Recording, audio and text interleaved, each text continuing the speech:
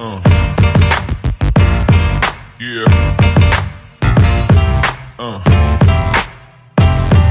Yeah. Terceiro episódio do Desperta Responde, e uma frase me chamou muita atenção. Na verdade é uma pergunta. Me perguntaram no meu Instagram pessoal a seguinte coisa: como é o homem de Deus da atualidade? É diferente do passado? E acho que ficou muito claro que existe uma deficiência, uma ausência muito grande do homem de Deus na sociedade. Por isso eu trouxe para vocês um esqueleto daquilo que era o homem de Deus na antiguidade, na Bíblia, no Antigo Testamento, no Novo Testamento, nos dias atuais. Você vai descobrir que é o mesmo. Os princípios de Deus não mudaram. E é muito interessante da gente destacar coisas que no passado trazem referências para a gente agora. Então vamos lá. Como é a característica do homem de Deus na Bíblia? Em primeiro lugar, eu queria trazer o que é mais interessante e mais alarmante aqui. O homem de Deus é aquele que não se vende. Ele é vendido. Olha que coisa interessante. Se tem uma característica de um homem de Deus que é da atualidade, mas que vem lá dos primórdios do Antigo Testamento, é o fato de que homens sofrem injustiças. E ele está responsabilizado por essas injustiças em defesa da sua família, por exemplo. Em defesa da sua honra, do seu nome. Vamos fazer esse comparativo.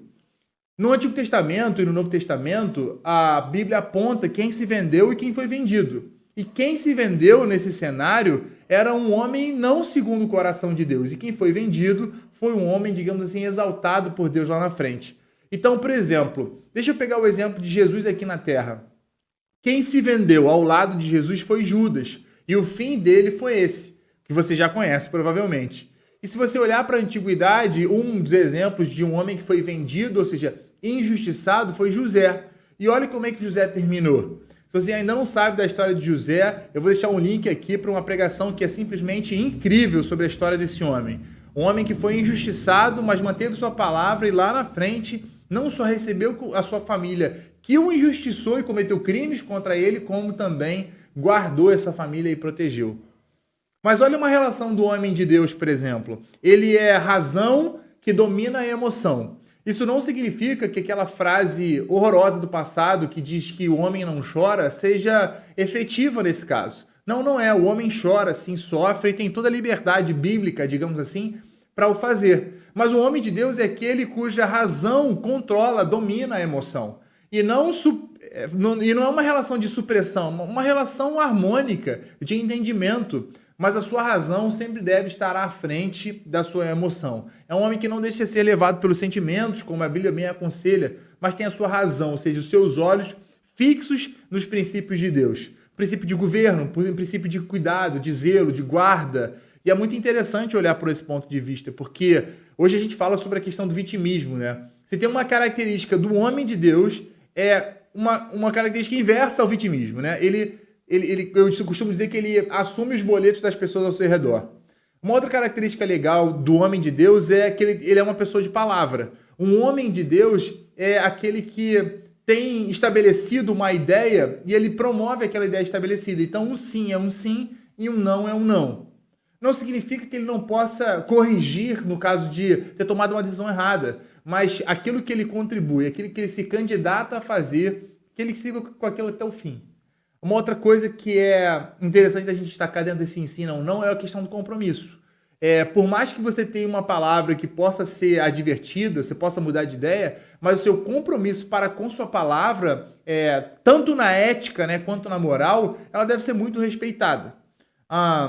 Então eu separei coisas como o horário, por exemplo, como a sua declaração de promessa, enfim, entre outras coisas. Mas a questão da prosperidade, vale destacar aqui dentro desse sim, sim, não, não, é que a prosperidade para o homem, ela não está num passo impulsivo, ela está num passo racional, programado. Ou seja, o homem de Deus é aquele que monta uma estrutura em favor da multiplicação dos seus bens, sejam esses ideias, sejam esses ações para com sua família, mas também financeiramente. O homem de Deus é aquele que prospera não por acaso, não por uma jogada de sorte, mas sim por uma estrutura onde ele plantou e sabe o tempo certo de colher.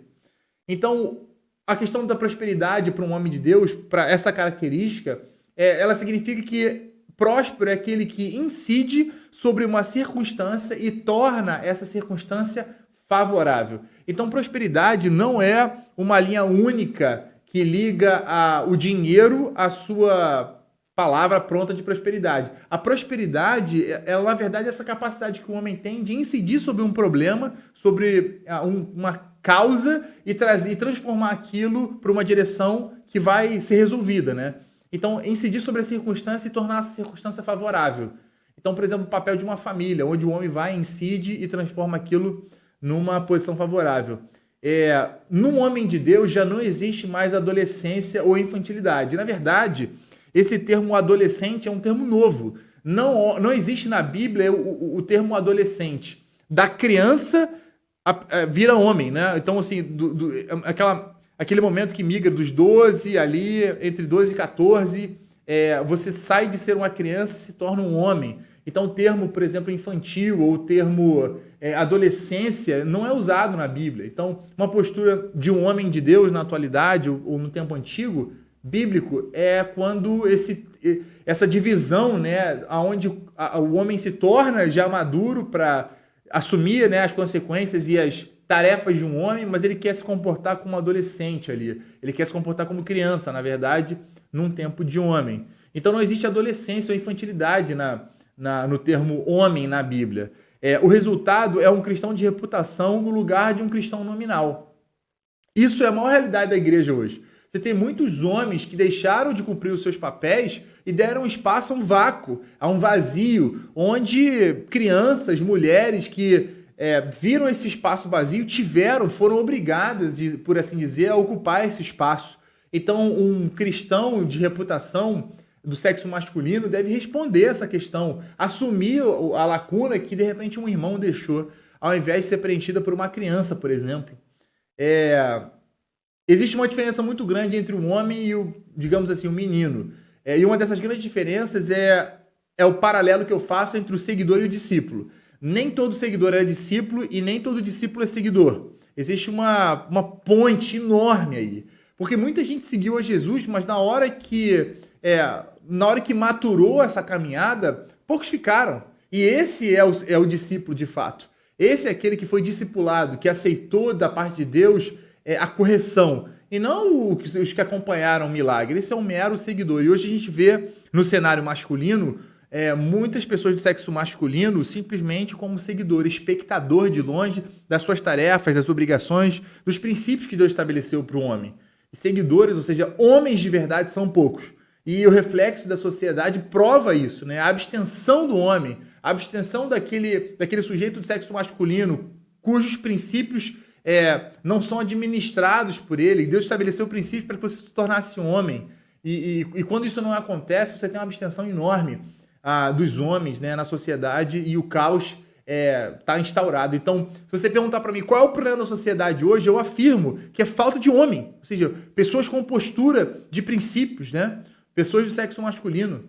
A grande lacuna foi deixadas por homens. Ou seja, pessoas do sexo masculino que não são homens, efetivamente falando, né? Não zelam pelo seu trabalho, não tem uma palavra, não assumem a liderança da família. Olha o abandono paternal, por exemplo. Olha o número de homens que abandonam suas mulheres quando o filho nasce ou quando engravida uma mulher. A deficiência da sociedade, ela faz gestão nisso aí. Essa lacuna, esse buraco, esse crime cometido que começou a desgringolar a sociedade moderna. E aí eu separei um termo aqui que eu queria que você guardasse no seu coração e eu termino aqui. O termo chama diligência. Eu vou ler para você o que é diligência no dicionário. É um adjetivo de 2 gêneros. Diligente é aquele que tem ou denota diligência. É ativo, aplicado, zeloso e cuidadoso.